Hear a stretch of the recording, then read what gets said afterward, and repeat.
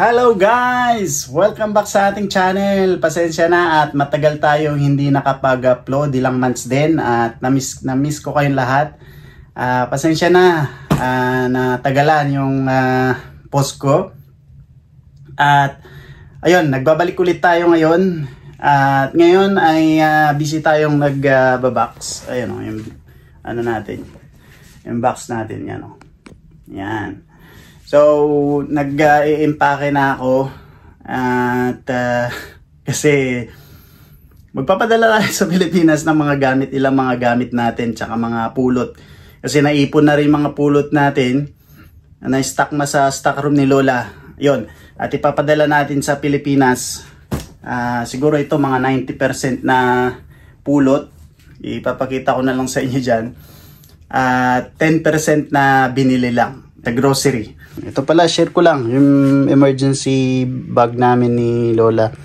Andyan lahat yung damit namin, dalawa, tubig, pagkain. Punta kami sa ano tawag yung bomb shelter. Yan. Iyon, nakakapanibago lang, no? At matagal-tagal tayo hindi nakapag-vlog. Parang tinamad tayo nung huli-huli na lang. Ay, ngayon balik tayo.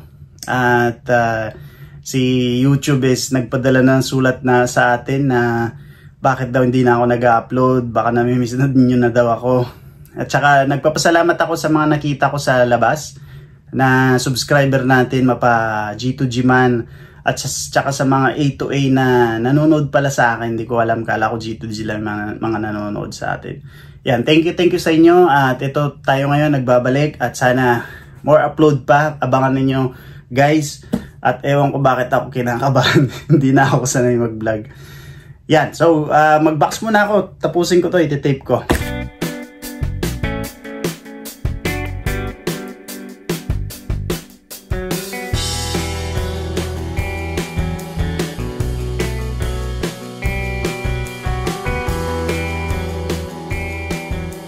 Woo!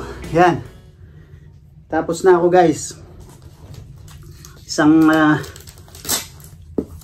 ply yun, isang layer. Tapos na tong pangalawang tape natin.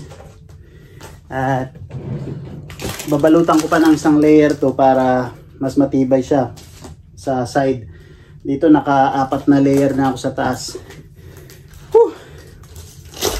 Yan, ginagawa ko tong box pagtulog si Lola kasi ayaw niya naririnig yung paghila ng tape kasi maingay nga. Natatakot siya.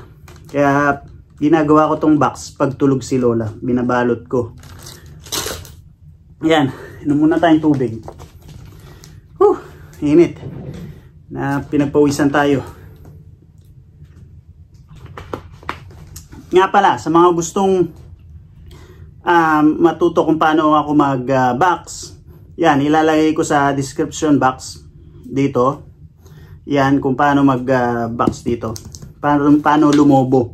Kasi pinapalubo ko to, pinapabuntis ko eh. Hindi yun labanan yung lapad, labanan kasi yung taas. Dali, may tumatawag kay Lola. Oh guys, mamaya ulit. Itatabi muna natin ito at may paparating na bisita ni Lola. Ayan, kaibigan niya.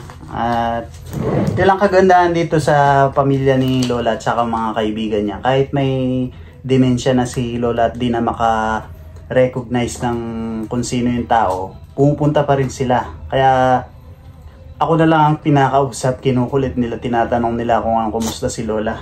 Yan. At ayusin ko muna si Lola, nakatayo na si Lola at nanonood ng TV ngayon. Yan.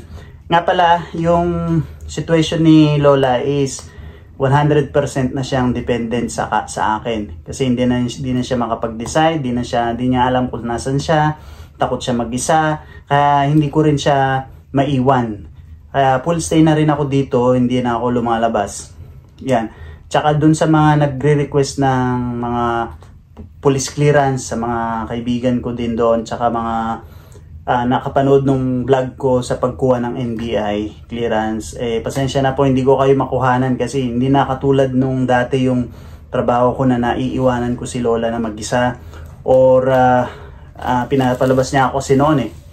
Kaya ngayon malaking pagbabago na yung trabaho ko kumpara doong Mga 2 years ago, 3 years ago, ganun. Bago, bago COVID. Yan. So, ayusin muna natin to, guys. No, guys, so, naglilinis ako ng, nag-shine ako ng, muna, habang nandito si Lola. Ayan, si Lola nandun, kumakain. Colby Ceder, Miriam? Are you tired? You wanna lie down? Okay. Ayan, higa muna natin si Lola. Ayan, kakakain lang niya. Oras ngayon is alas 3 na. Kumain, pagkakain, napagod, tulog na naman siya. Ayan, makapaglinis-linis tayo ng konti. Mamaya na natin tapusin yung box natin. Tapos tapusin muna natin itong mga nasimulan natin na trabaho. Yan, parating kasi bukas yung anak niya. Yan, piga muna natin si Lola. Oh guys, tapos na tayo. Yan, napaputi na natin. Pero hindi ako believe dun sa nabili kong silver polish. Prepare ko pa rin yung yung parang toothpaste. Yun guys, andito pala ako sa may namin, hagdan namin. Ito, makikita nyo yan, hagdan, pataas yan. Sa first floor kami, pupunta ako dito sa may yung second floor. Hagdan, second floor na yan. So dito, ito yung tambayan ko dati. Yan. Dito ako higa nun ganito yun. Yan, wala dyan. Yan. Kapag si Lola, pinapalabas ako kasi ayaw niya nakahiga ako, walang ginagawa sa trabaho. Sabi niya, lumabas ka. Sabi niya, umulan man o umaraw, papalabasin niya ako. Tapos ako, ang gagawin ko, wala naman akong tambayan noon. Bago-bago pa lang ako dito. Kapag antok na antok ka sa tanghali, ang gagawin ko, higa ako ngayon, no? Yan. Yeah. Para makahiga lang ako, makaidlip lang ako. Ganyan ako. Tapos yung pag ko, kaganon ako. Yan. Para lang makaidlip ako. Kasi antok na antok ako Sanay ako dati sanay ako dati sa dating trabaho ko na may tulog sa hapon. So, wala, na-share ko lang. Kung gaano kahirap noon yung sitwasyon ko kay Lola. Pero tiniis ko. Diba? So ngayon, iba na yung yung sitwasyon ni Lola. Kaya masasabi ko guys sa mga baguhan sa trabaho or bagong mga caregiver dito or nawalan ng trabaho at nagkaroon ng bagong trabaho, bigyan nyo sila ng chance. Malay nyo magiging okay din kasi sa umpisa lang naman talaga nagkakaroon ng paghihirap kasi nag-a-adjust pa kayo. Pag naka-adjust na kayo, magiging okay din yun mga yan. Hindi naman laging hirap, pero depende pa rin sa inyo. Nasa sa inyo yan. Kayo makakapag-decide kung kaya ko pa ba, kung napupuyat ba, kung nakaka-apekto na sa inyong kalusugan, di ba? O masaya ka pa ba? Nasa sa inyo pa rin yan. Basta huwag yung pababayaan yung sarili nyo dito kasi tayo mag-isa lang tayo dito sa abroad. Kung minsan wala tayong kamag-anak. Ako wala na akong kamag-anak ngayon. Nagsiuwian na yung mga kamag-anak ko ngayon. Kaya kailangan ingatan natin yung sarili natin. Yan. So ganyan sitwasyon namin ni Lola ngayon. At nakakapanibago lang na mag-vlog ngayon at nakakamiss. Hindi na ako sanay mag-vlog. Yan, pasensya na sa inyo guys. At yung mga shoutout, yung mga nagpapa-shoutout, ilalagay ko na lang dito yung mga nagpapa-shoutout sa atin.